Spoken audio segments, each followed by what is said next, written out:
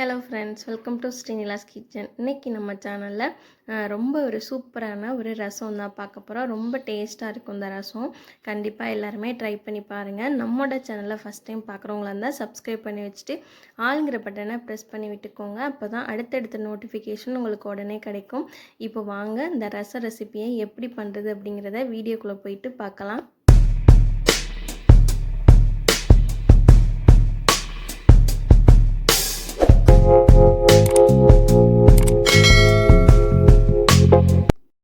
இதை செய்கிறதுக்கு பார்த்திங்கன்னா தக்காளி பழத்தை ஃபஸ்ட்டு வேக வச்சு எடுத்துக்கலாம். அதுக்கு ஒரு பாத்திரத்தில் தண்ணி வச்சுட்டு தண்ணி நல்லா லைட்டாக சூடானதுக்கப்புறம் தக்காளி பழத்தை சேர்த்துக்கோங்க. நான் ஒரு 4 தக்காளி இன்றைக்கி எடுத்திருக்கேன். தக்காளி நல்லா கொதித்து வரணும்.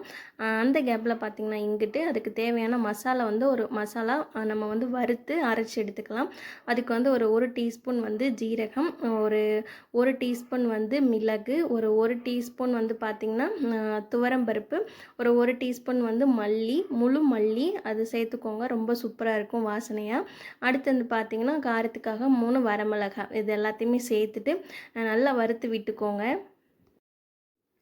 அடுத்து நல்லா ஒரு கொத்து கருவேப்பிலை இலைகள் சேர்த்துருக்கேன். கருவேப்பிலை இலையும் சேர்த்துட்டு மசாலாவை நல்லா வறுத்து எடுத்துக்கலாம். அதுக்கடுத்து இது வதங்கிட்டு கேப்லேயே பார்த்திங்கன்னா தக்காளி பழமே நல்லா கொதித்து வெந்துக்கிட்டு இருந்தது. தக்காளி எப்படி இருக்கணும் அப்படின்னா தோல்லாம் நல்லா சுருங்கி நல்லா இந்த அளவுக்கு இருக்கணும். இந்த அளவுக்கு நல்லா வேக வச்சு எடுத்துக்கோங்க. இதுக்கப்புறம் நம்ம அடுப்பை ஆஃப் பண்ணிடலாம். இப்போ பார்த்திங்கன்னா நம்ம அரைஜாமான்களுமே நல்லா வறுத்து எடுத்தாச்சு. இதை ஒரு மிக்சி ஜாருக்கு மாற்றி அரைச்சி எடுத்துக்கோங்க. அடுத்து நம்ம வேக வச்ச தக்காளி பழத்தை கொஞ்சம் ஆனதுக்கப்புறம் தோலெல்லாம் நீக்கிட்டு எடுத்துக்கோங்க. தோலெல்லாம் சேர்க்க வேண்டாம். தோலெல்லாம் நீக்கிட்டு எடுத்துக்கோங்க. தோலெல்லாம் நீக்கிட்டு நல்லா ஆறின பிறகு பார்த்திங்கன்னா ஒரு மிக்சர் ஜாரில் போட்டு இது எல்லாத்தையுமே நம்ம அரைச்சி எடுத்துக்கலாம். ரொம்ப நைஸாக அரைக்காமல் கொஞ்சம் கோர்ஸாகவே எடுத்து அரைச்சிக்கோங்க. அப்போ தான் ரசம் டேஸ்ட்டாக இருக்கும். நீங்கள் கையால் கரைச்சி விடுறதுனாலும் கரைச்சி விடலாம்.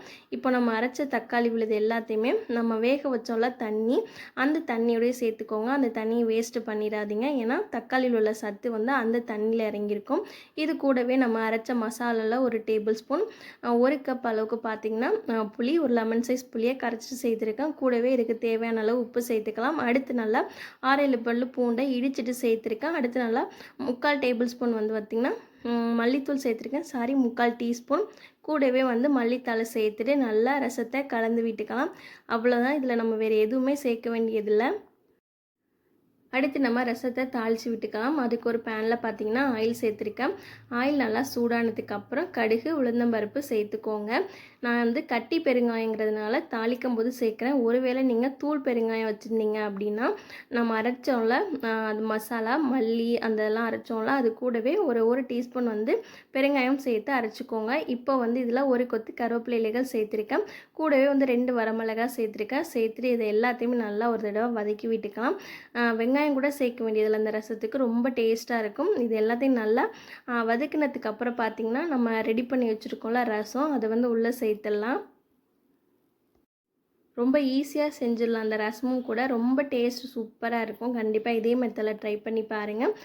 ரசத்தை சேர்த்துட்டு நீங்கள் உடனே மூடி போட்டுட்டிங்க அப்படின்னா அதோடய வாசனை பார்த்திங்கன்னா ரொம்ப சூப்பராக இருக்கும். இப்போ ரசம் நல்லா நுரை கட்டி கொதிக்க ஆரம்பிக்குது. நுரை கட்டின உடனே பார்த்திங்கன்னா அடுப்பை ஆஃப் பண்ணிடலாம். நுரை கட்டி லைட்டாக கொதிக்கும் போது நீங்கள் அடுப்பை ஆஃப் பண்ணிட்டீங்க அப்படின்னா கரெக்டாக இருக்கும். ரசம் ஊற்றி சாப்பிட்றதுக்குமே ரொம்ப டேஸ்ட்டாக இருக்கும். கண்டிப்பாக இதே மெத்தடில் நீங்கள் ட்ரை பண்ணி பார்த்துட்டு எப்படி வந்துச்சு அப்படின்னு உங்களோட ஃபீட்பேக் எனக்கு கமெண்டில் ஷேர் பண்ணுறதுக்கு மறந்துடாதீங்க. இந்த வீடியோ பிடிச்சிருந்தா லைக் பண்ணுங்கள். உங்கள் ஃப்ரெண்ட்ஸ் அண்ட் ஃபேமிலிக்கு நிறைய ஷேர் பண்ணுங்கள். அப்புறம் இந்த வீடியோ ஃபுல்லாக பார்த்துருந்தீங்க அப்படின்னா உங்கள் எல்லாருக்கும் ரொம்பவே நன்றி. தேங்க்ஸ் ஃபார் வாட்சிங்.